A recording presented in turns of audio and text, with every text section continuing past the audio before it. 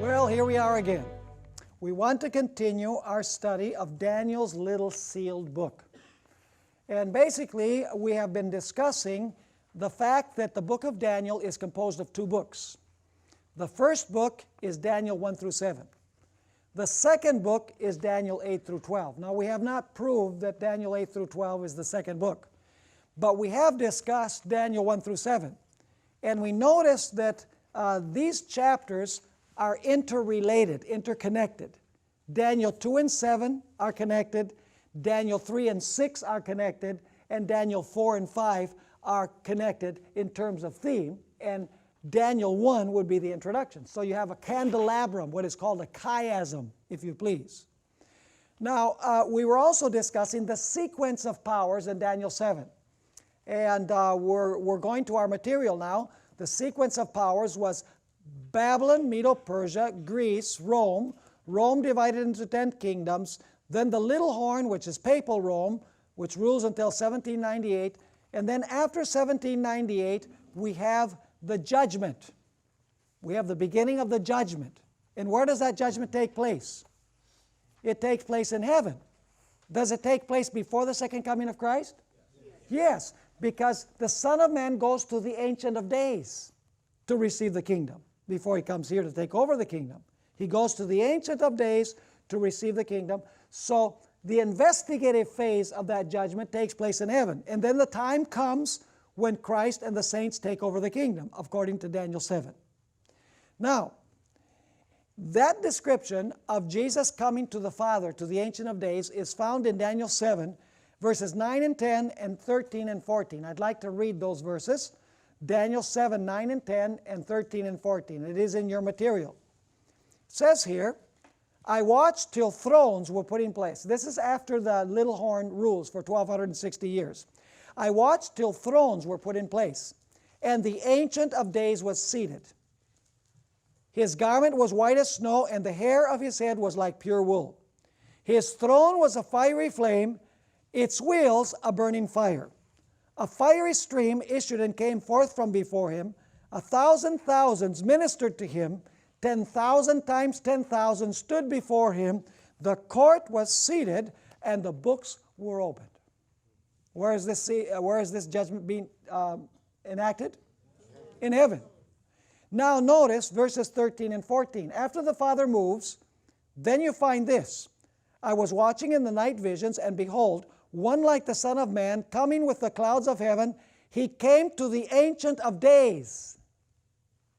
Where's the Ancient of Days? In heaven. We pray, Our Father which art in heaven. The Ancient of Days is in heaven. So the Son of Man comes to the Ancient of Days. Where is this judgment taking place? It's taking place in heaven. And so it says, one like the Son of Man, coming with the clouds of heaven. He came to the Ancient of Days, and they, that is the clouds, the angels, brought him near before him. And now notice, then to him was given dominion and glory and a kingdom that all peoples, nations, and languages should serve him. His dominion is an everlasting dominion which shall not pass away, and his kingdom the one which shall not be destroyed. So Daniel 7 has something very interesting. It has the sequence of powers that will rule in the world till the time that Jesus takes over the kingdom, empirically when he comes to take over the kingdom. But there's something in Daniel 7 that was not understood until after 1798.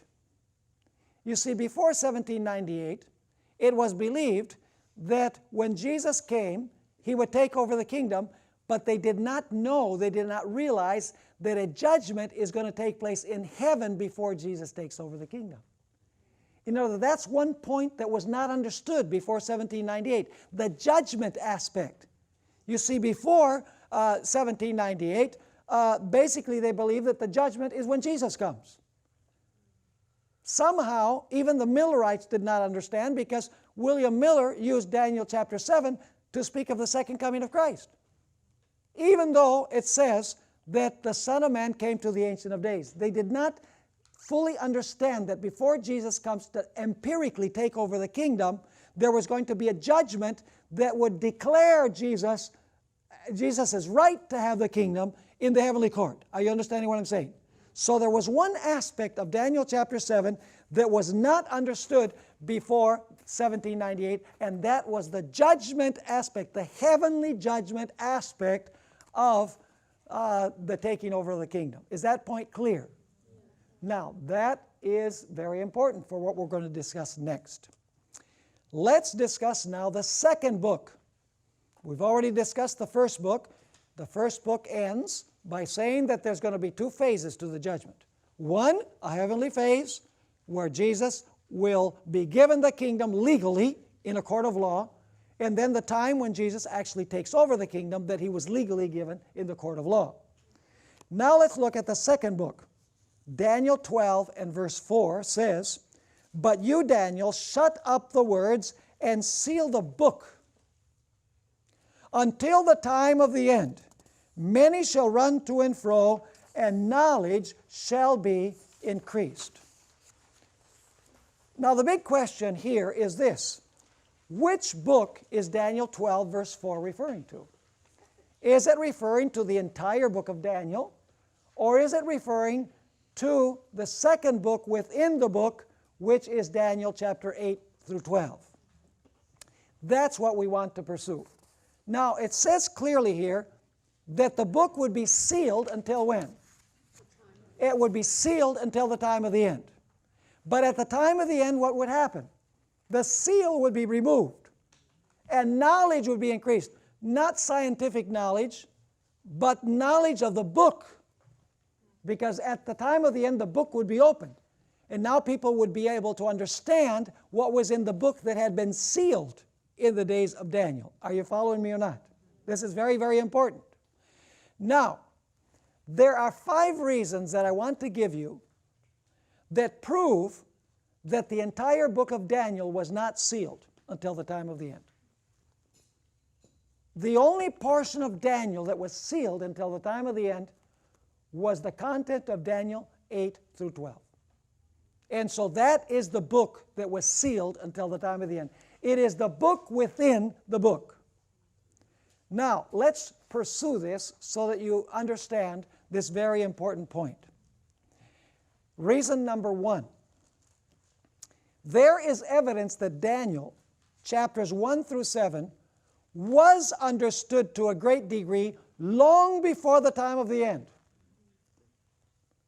Notice the words of the church father Hippolytus, who wrote in the 3rd century A.D. Now you tell me if he understood to a great degree Daniel 7. This is what he says. In speaking of a lioness from the sea, Daniel meant the rising of the kingdom of Babylon, and that this was the golden head of the image. Then after the lioness, he sees a second beast like a bear, which signified the Persians.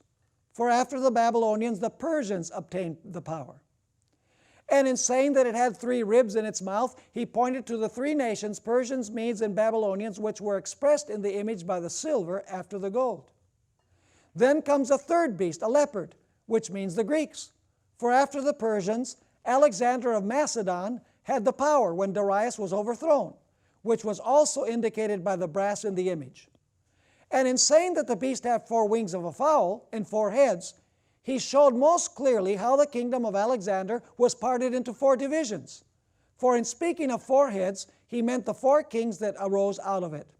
For Alexander, when dying, divided his kingdom into 4 parts. Then he says the 4th beast was dreadful and terrible. It had iron teeth and claws of brass. Who then are meant by this but the Romans, whose kingdom, the kingdom that still stands, is expressed by the iron? For says he, its legs are of iron. Did Hippolytus understand Daniel 2 and Daniel 7? Oh yeah, to a great degree. Now you say, but he didn't understand the Antichrist. Oh yes, he did. But there's one thing that Hippolytus missed. Let's read his second quotation. By the way, for those who are interested, this is found in Leroy Edwin Froome's book, The Prophetic Faith of Our Fathers, Volume 1, page 272. This is what Hippolytus said in the second statement. Let us look at what is before us more carefully and scan it, as it were, with open eye. The golden head of the image is identical with the lioness by which the Babylonians were represented. The golden shoulders and arms of silver are the same with the bear, by which the Persians and Medes are meant. The belly and thighs of brass are the leopard, by which the Greeks, who ruled from Alexander onwards, are intended. The legs of iron are the dreadful and terrible beast, by which the Romans, who hold the empire, now are meant. The toes of clay and iron are the 10 horns which are to be. The one other little horn springing up in their midst is the Antichrist. Interesting. Was he right? Of course he was. The stone that smites the image and breaks it in pieces, and that filled the whole earth, is Christ, who comes from heaven and brings judgment on the world. What's missing? What's missing here in his description? For him, when is the judgment? When Jesus comes from heaven and brings judgment on the world. What is he missing? He's missing the pre-Advent judgment. He did not understand the pre-Advent judgment. But did he understand everything else? He understood everything else. So was Daniel 7 sealed until the time of the end? No, there was one aspect that was sealed until the time of the end, and that is the investigative judgment phase, after which Jesus would take over the kingdom.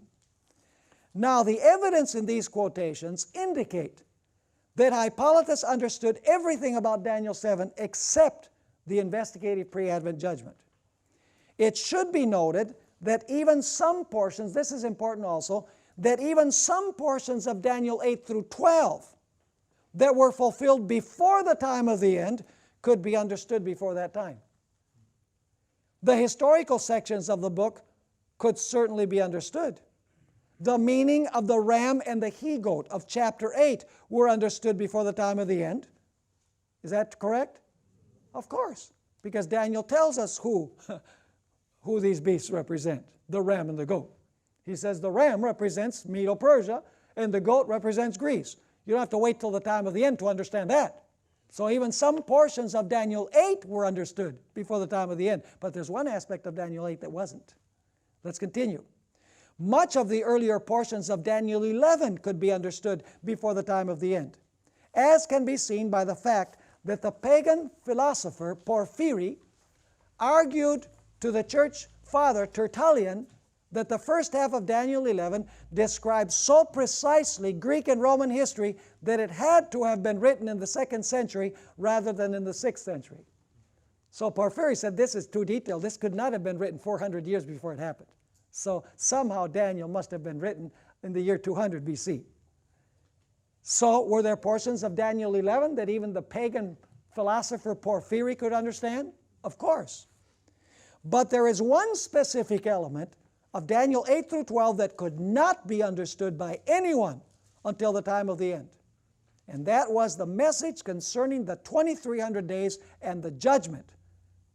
These things were sealed until the time of the end, because only then would it be true that the judgment had begun. Are you with me? Yes. I want to make sure that you're following along here. What is the only thing that was not understood? The 2300 days and the investigative judgment. Now let me give you a second reason why you're dealing here with 2 books rather than just 1 book. Now I realize that Daniel is 1 book, but there are 2 books within it. The book of Daniel was written in 2 different languages. Chapter 1, which is the introduction to the entire book, was written in Hebrew. Chapters 2 through 7 were written in Aramaic, which was, somewhat like Hebrew. It's kind of like Portuguese and Spanish, Aramaic and Hebrew. And so chapters 2 through 7 were written in Aramaic, and chapters 8 through 12 were written in Hebrew. The difference in language between Daniel 2 through 7 and Daniel 8 through 12 indicates that the book is composed of 2 units. Reason number 3, the little old lady. Ellen White knew this. I never cease to marvel at how Ellen White understood this. Most people, they say, the book that was sealed until the time of the end was Daniel. Ellen White didn't make that mistake. She didn't say it was Daniel. Let's read several statements from her writings. This is Acts of the Apostles, page 585. In the Revelation, all the books of the Bible meet an end. Here is the complement of the book of Daniel. One is a prophecy, the other a revelation. The book that was sealed is not the revelation, but that portion. What is a portion? Part. But the portion of the prophecy of Daniel relating to the last days. The angel commanded, "But thou, O Daniel, shut up the words and seal the book, even to the time of the end." So is the book that was sealed all of Daniel? No, it is that portion having to do with the last days. In another statement, Great Controversy, page 355, Ellen White explains the message of salvation has been preached in all ages.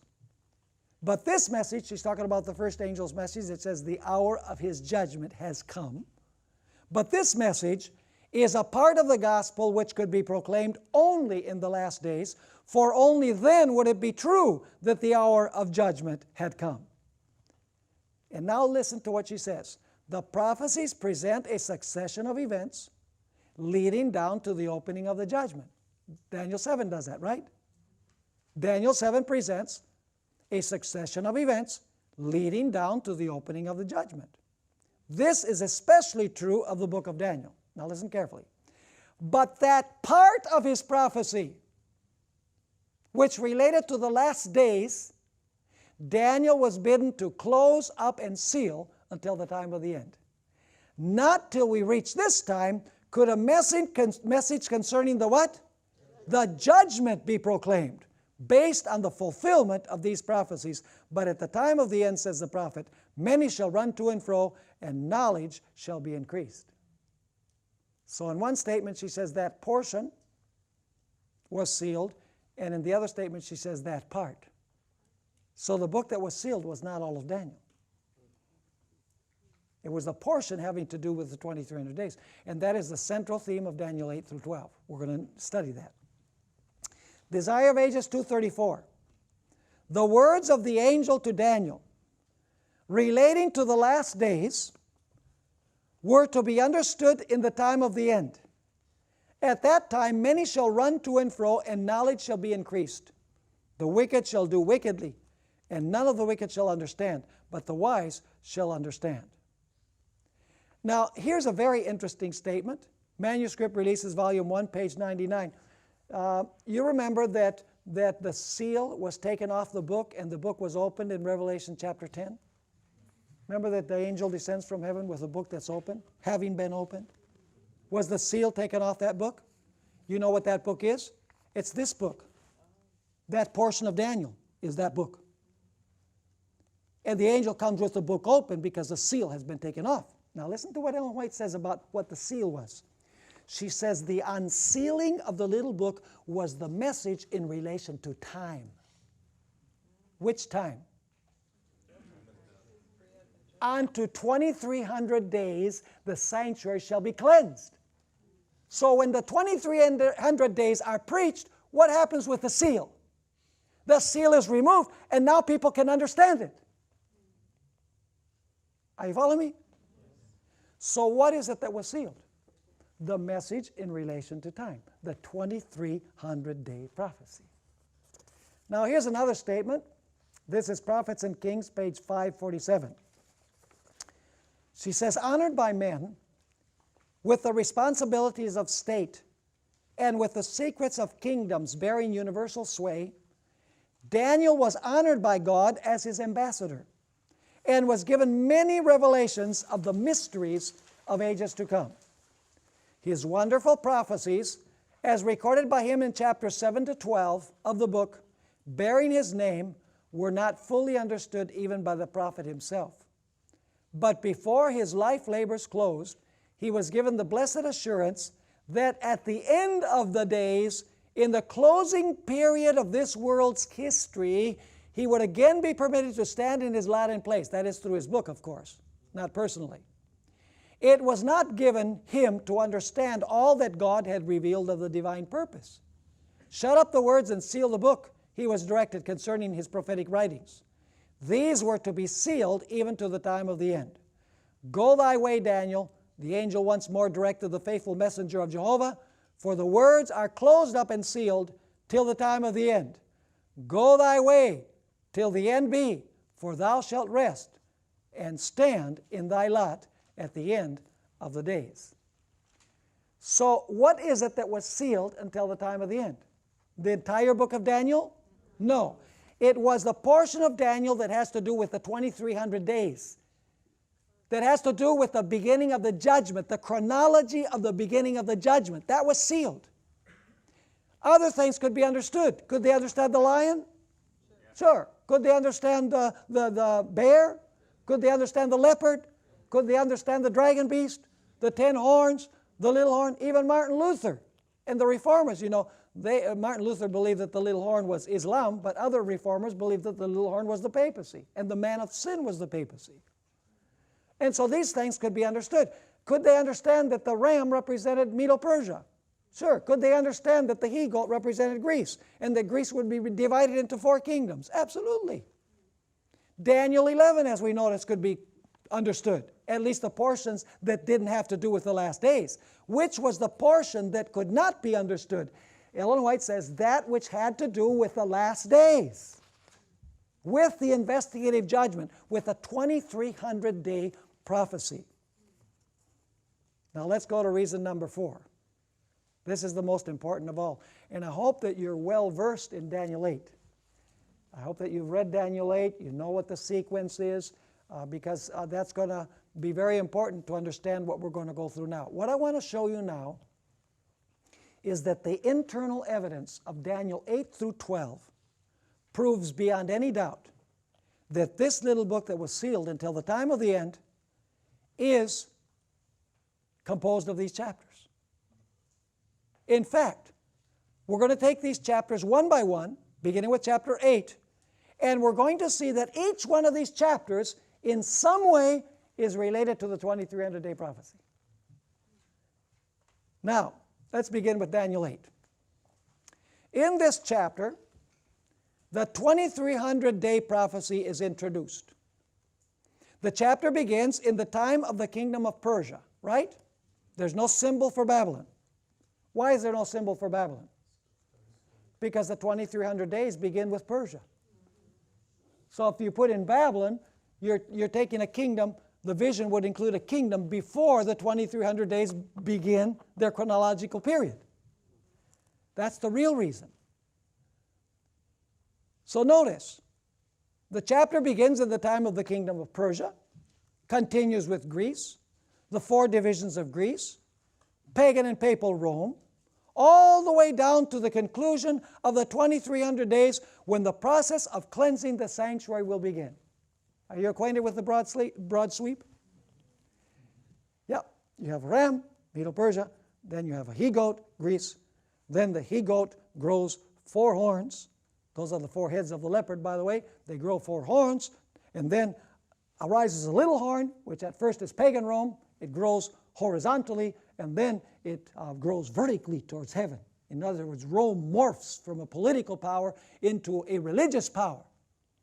And then it takes you all the way down to the time of the cleansing of the sanctuary. So Daniel 8 gives you the broad sweep from the time of Persia till the time when the sanctuary is going to be cleansed. 2,300 days, which we understand as years. Now I want you to notice that there are 4 differences between the prophecy of Daniel 8 and those of Daniel 2 and Daniel 7. They are somewhat parallel, but there are differences. First, while in Daniel 2 and 7, the prophetic series begins with the kingdom of Babylon, that is the gold and the lion, in Daniel 8 there is no symbol for the kingdom of Babylon. Interesting. The usual argument given for this difference is that the kingdom of Babylon was about to pass away. But the date given in this chapter indicates that the kingdom of Babylon would not pass away for another 12 years. So Babylon was still going to rule for 12 years. There has to be another reason. And the reason is that it had to begin with Persia because that's when the 2300-day prophecy begins. Second, in contrast to Daniel 7, the beasts of Daniel 8 are domestic sanctuary animals. What kind of beast do you have in Daniel 7? Carnivorous beasts, wild beasts. But in Daniel 8, you have sanctuary beasts, because the central theme is the sanctuary. The ram was used in the daily service, while the he-goat was used in the yearly service. This strongly hints that the central theme of Daniel 8 is the daily. Is the daily referred to very clearly there? Yeah. Leading up to the end of the 2300 days, you have the little horn taking away what? The daily. That's the ram. But that's not all. And the yearly, in which the little horn is what? Judged. Are you following this? In other words, two sanctuary animals are used to illustrate that the papacy was going to take away the daily, and as a result, the papacy was going to be judged in the yearly service, which is the cleansing of the sanctuary, or the judgment. Third, there is only one symbol in Daniel 8 for both pagan and papal Rome, a little horn.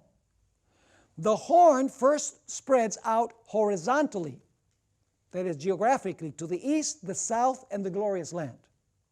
And then it extends vertically to heaven. That is to say, it first extends politically and geographically, and then religiously. It is clear that the introduction of another beast into Daniel 8 to represent pagan Rome would have spoiled the symmetry of the chapter, which emphasizes the two beasts of the sanctuary service. So if a third beast had been introduced, it would ruin the theme of the daily and the yearly, the two beasts of the sanctuary. Fourth, this is very important. There is no reference in Daniel 8 to the establishment of Christ's everlasting kingdom. Does Daniel 2 refer to the setting up of Christ's everlasting kingdom? He will set up a kingdom that will never be destroyed. That's the culmination of the vision of Daniel 2. Does Daniel 7 end with Jesus taking over the kingdom? Yes, it does. But Daniel 8, strangely enough, the chapter ends, and there's no reference to the everlasting kingdom, which is different than Daniel 2 and Daniel 7.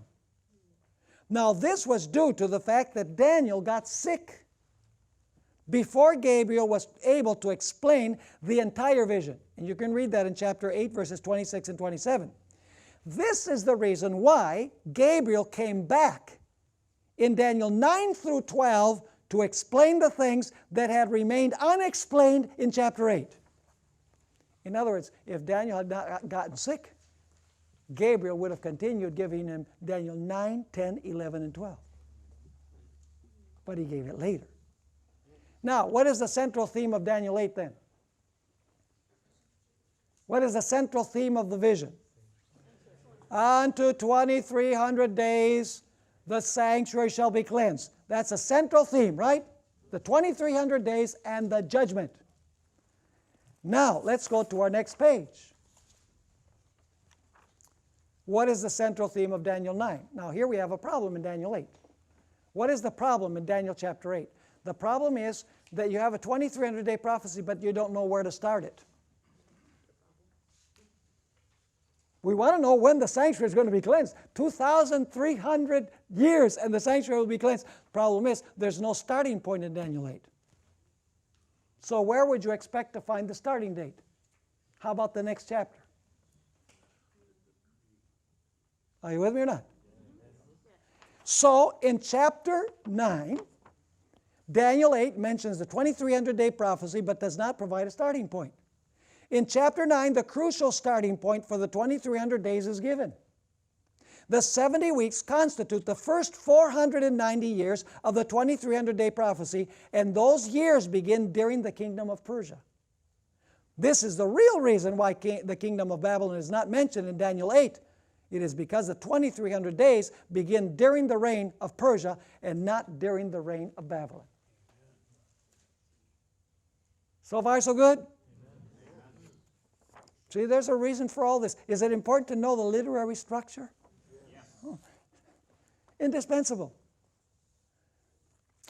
So then Daniel 9 gives you the starting point for the 2300 days. So what is the central purpose of Daniel 9? To give you the starting point for the 2300-day prophecy. So is Daniel 9 related to Daniel 8? Absolutely. Now, could the 70 weeks be understood before the time of the end? Yes. Because they were fulfilled before the time of the end. But what could not be understood until the time of the end? That the remaining 1,810 years would take you to the investigative judgment. So the portions that were fulfilled could be understood. What could not be understood is the ending point, the cleansing of the sanctuary, the end of the 2300-day prophecy, that there was going to be a judgment in heaven before Jesus came to take over the kingdom on earth. Even the Millerites did not understand that. Wow. Okay, so let's go to Daniel 10. Does Daniel 10 have anything to do with the 2300-day prophecy? Of course it does. Let's read it. In order for the prophecy of the 2300 days to be fulfilled, especially the 70 weeks, it was necessary for the kings of Persia to give certain decrees for Israel to go back to their land, to rebuild their temple, city, walls, and to restore a functioning Hebrew theocracy. It was the command to build and restore Jerusalem. Certain decrees had to be given in order for the 2300-day prophecy to begin on time. Now, Satan, the prince of Persia, knew this. Do you think the devil could understand the prophecy of the 70 weeks and the 2300 days? You better believe he could. So he says, if I can skew the starting point, I can eliminate the ending point. Now notice, Satan knew this, and therefore he worked on the minds of the Persian kings to try and prevent them from allowing Israel to return to their land. Do you know that after Israel returned in 536, there was all sorts of opposition? Cyrus gave a decree, and then it was revoked. And then it was reinstated. The people that had remained in the land fought those who came back tooth and nail. Why do you suppose that was? Because the devil was behind it. Daniel 10 gives you the reason behind the reason. Now notice, I'll continue reading here. If the temple, the city, and the walls were not rebuilt, if the theocracy was not reestablished, the prophecy of the 2300 days could not begin to be fulfilled, and God's plan would be frustrated. But in the end, Michael came to help Gabriel, and the prophecy of the 2300 days began right on schedule. Is Daniel 10 related to the 2300 days? Yeah. There's a battle going on in Daniel chapter 10. The prince of Persia, who is the devil, is struggling with the kings of Persia. What he's doing is he's trying to convince them not to favor the Jewish people and not to give them, and to tell them, you revoke that decree. You know, even Artaxerxes gave the decree, and then he revoked the decree, and then he reenacted the decree. I don't know if you were aware of that. But there was huge opposition because the devil did not want the 2300-day prophecy to begin on time. Now notice what Ellen White says in Prophets and Kings, page 571 and 572. She explains what was going on. While Satan was striving to influence the highest powers in the kingdom of Persia to show disfavor to God's people, angels worked in behalf of the exiles. The controversy was one in which all heaven was interested. Through the prophet Daniel, we are given a glimpse of this mighty struggle between the forces of good and the forces of evil. For 3 weeks, Gabriel wrestled with the powers of darkness, seeking to counteract the influences at work on the mind of Cyrus. And before the contest closed, Christ himself came to Gabriel's aid. And you know what Michael said after this? He says, I've got to go now because I've got to continue struggling with the kings of Persia. So is chapter 10 related to the prophecy of the 2300 days? Yes, it is. This is a book within a book. All of the chapters have the same central theme, the 2300-day prophecy. Now we need to go to chapter 11. In chapter 11, what kingdom does this chapter begin with? Persia. With which kingdom did Daniel 8 begin? Persia. Do you know what's going to happen now in Daniel 11? There is no new vision in Daniel 11. Are you aware that there's no new vision in Daniel 11? What Gabriel does, he comes back and he now says to Daniel, Daniel, you got sick and I wasn't able to finish. Now I'm going to start where I started in Daniel 8, but I'm going to take you all the way to the end. Is that clear? And so now he's going to go back to where Daniel 8 began, and he's going to take Daniel, he's going to give Daniel the sweep, but he's not only going to take him to the point of the ending of the 2300 days, he's going to take him beyond that to the final conflict and to the establishment of Christ's everlasting kingdom, which he did not have the kingdom in Daniel 8 because Daniel got sick. So in Daniel 11, Gabriel is going to say, I'm going to show you the whole sweep. And I'm going to end with the everlasting kingdom, which I did not end with in Daniel 8. So let's read this. Now that which was begun and not finished in Daniel 8 will be completed in Daniel 11. As in Daniel 8, the vision of Daniel 11 begins during the kingdom of Persia, not Babylon. It continues with Greece. You can read this in Daniel 11, it's clear. It continues with its first king and the 4 divisions of Alexander's empire. It then describes the dominion of pagan Rome. Then it describes papal Rome in both of its stages, during the 1260 years and at the end of time. Verses 40 to 45 describe the papacy after the deadly wound is healed. The verses before that, verse 31 through verse 39, describes the career of the papacy during the 1260 years. But now notice, but instead of taking us merely from the time of the kingdom of Persia to the end of the 2300 days in 1844, is that where Daniel 8 ended? Unto 2300 days the sanctuary shall be cleansed. That takes you to 1844. But now in Daniel 11, instead of taking Daniel only to 1844, he's going to take him all the way to the time of the establishment of the everlasting kingdom. He's going to take him to the time when the judgment ends and the time of trouble comes and God's people are delivered and Christ establishes his everlasting kingdom. Instead of taking us merely from the time of the kingdom of Persia to the end of the 2300 days in 1844 when the judgment begins, Daniel 11 takes us all the way from Persia to the end of that judgment and the close of probation when Michael stands up. So does Daniel 11 take you far beyond 1844? Yes. It most certainly does. And finally, in Daniel 12, verses 2 and 3, you have a description of the climax when God's people will resurrect and inherit the everlasting kingdom, and the righteous will shine as stars forever and ever. Thus, Daniel 11:1 through 12:3 take us full circle from the time of Persia till Christ sets up his everlasting kingdom. Isn't this incredible? So what is the central theme of all of these chapters? The central theme, folks, is the 2300-day prophecy, the judgment. All of the chapters have the same central theme. And much of this, the judgment aspect, could not be understood until the time of the end. So is this a book within a book?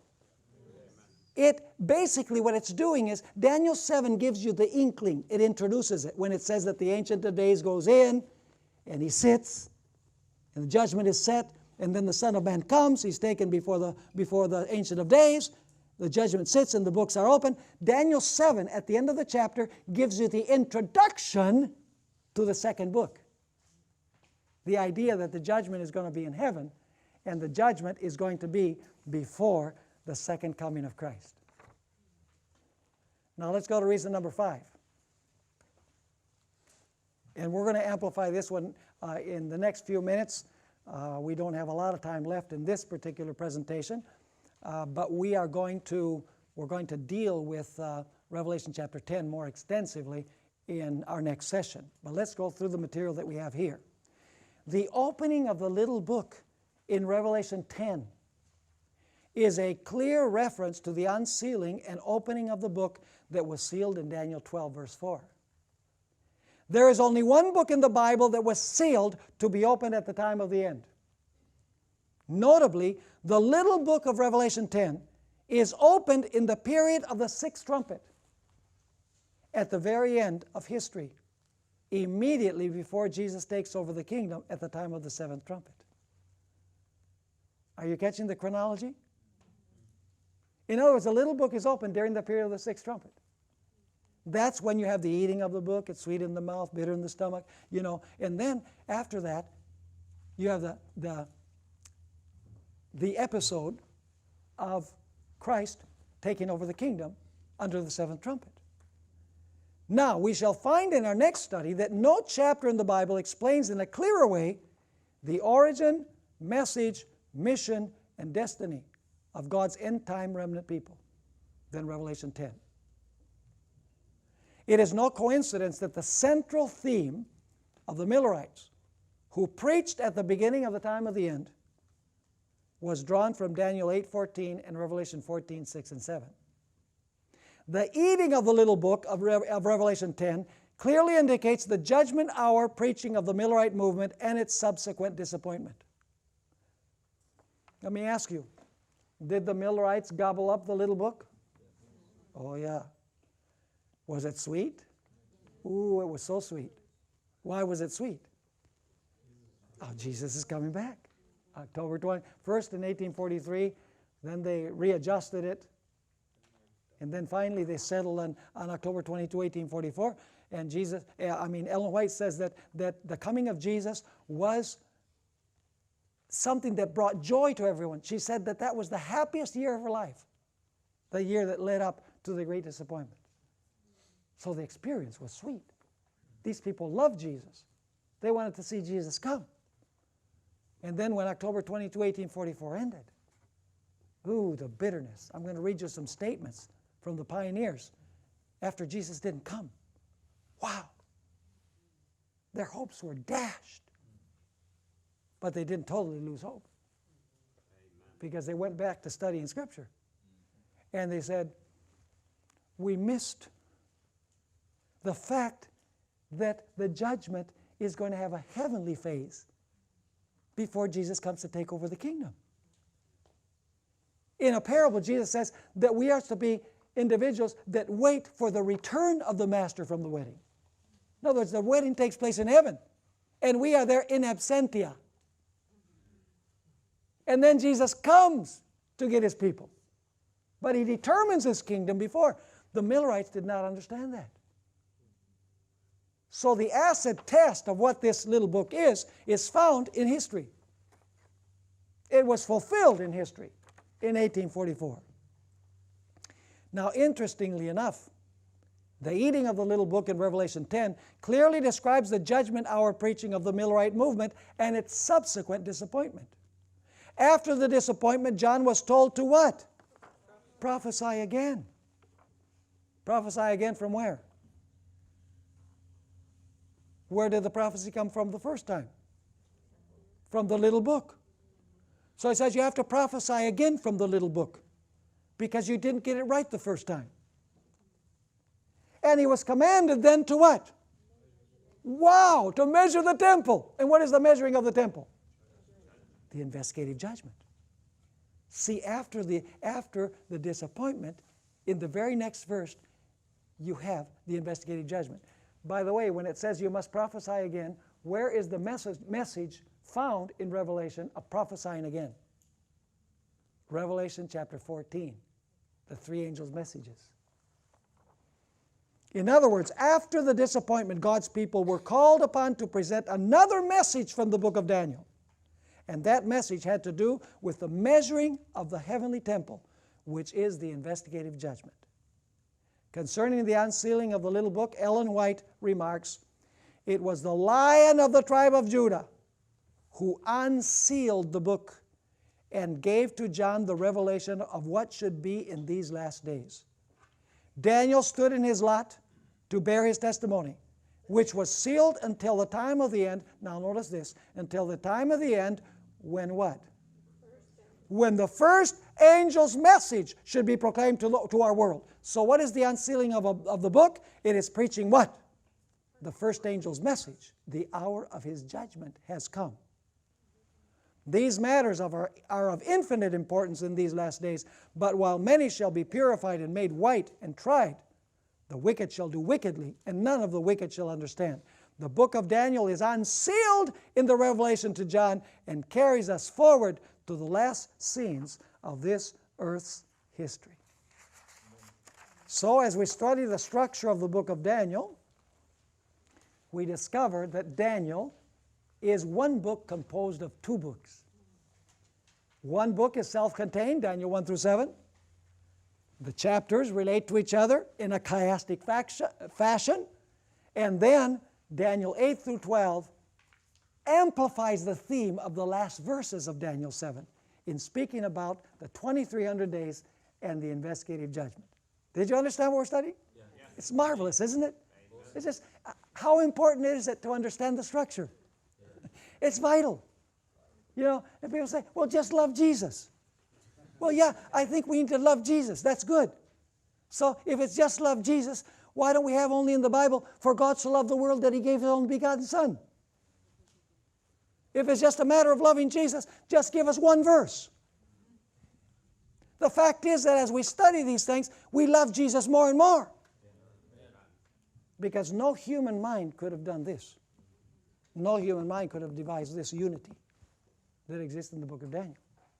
And God wants us to be prepared for the coming of Jesus. Now, let's notice here, we have about 10 minutes left, and so we can introduce our next study, and then we'll continue after we take a break. The origin, identity, mission, and message of the remnant. This will absorb the rest of our time. There is no passage in Scripture that better describes the origin, message, identity, and mission of the Seventh-day Adventist Church than Revelation 10.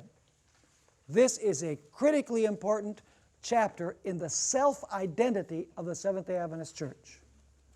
Let's read the passage so we have it clear in our minds. I saw still another mighty angel.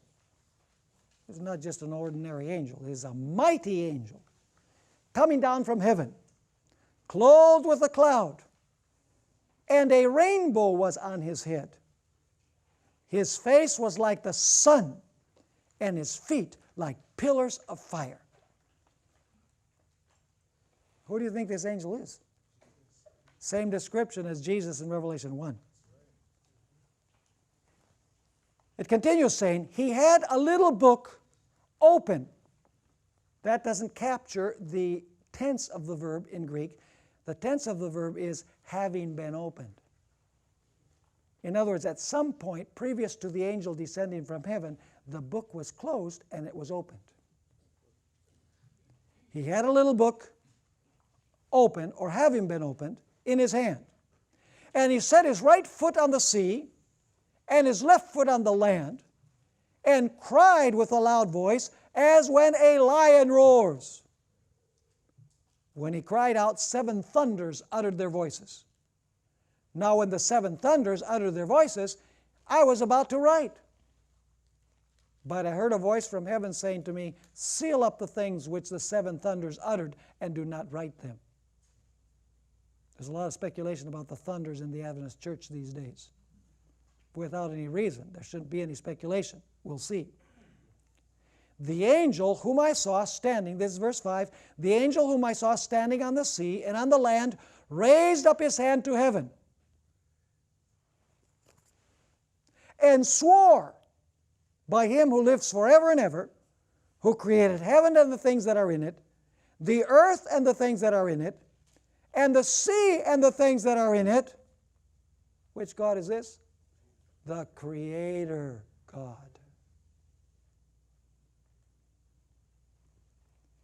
That there should be, and this is the New King James, delay no longer. Terrible translation.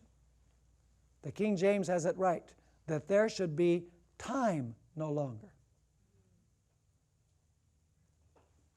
But in the days of the sounding of the seventh angel, when he is about to sound, not when he sounds, but when the seventh angel is about to sound, the mystery of God would be finished. So is the mystery of God going to be finished shortly before the seventh trumpet blows? Absolutely. Very important. We're going to study all these things in detail. So once again, verse 7, but in the days of the sounding of the seventh angel, when he is about to sound, the mystery of God would be finished, as he declared to his servants the prophets. Then the voice which I heard from heaven spoke to me again and said, Go take the little book which is open in the hand of the angel who stands on the sea and on the earth. So I went to the angel and said to him, Give me the little book. And he said to me, Take it and eat it. And it will make your stomach bitter, but it will be as sweet as honey in your mouth. You say, now wait a minute, why do you have this reversed? Why doesn't it say it's sweet in the mouth and bitter in the stomach? Why does it say bitter in your stomach and sweet in the mouth? There's a chiastic reason. We're going to see that. You need to know the structure. Verse 9 again. So I went to the angel and said to him, Give me the little book. And he said to me, Take it and eat it. And it will make your stomach bitter, but it will be as sweet as honey in your mouth. Then I took the little book out of the angel's hand and ate it. And it was, now you have the right order, and as it was sweet as honey in my mouth. But when I had eaten it, my stomach became bitter. So why do you have this order? You know, bitter, sweet, sweet, bitter. There's a structural reason for that. We're going to notice it. Verse 11, and he said to me, You must prophesy again. And the New King James says about. The King James says to, which I think is better. You must prophesy to, again, to many peoples, nations, tongues, and kings. Then I was given a read, and this is verse 1 of chapter 11. It's really part of the passage. Then I was given a reed like a measuring rod, and the angel stood by, saying, is it the same angel? Yeah, it's the same angel. Rise and measure the temple of God, the altar, and those who worship there. So do you have the picture clear in your mind?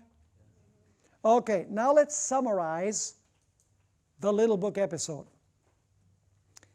Let's look at the sequence of events in this chapter.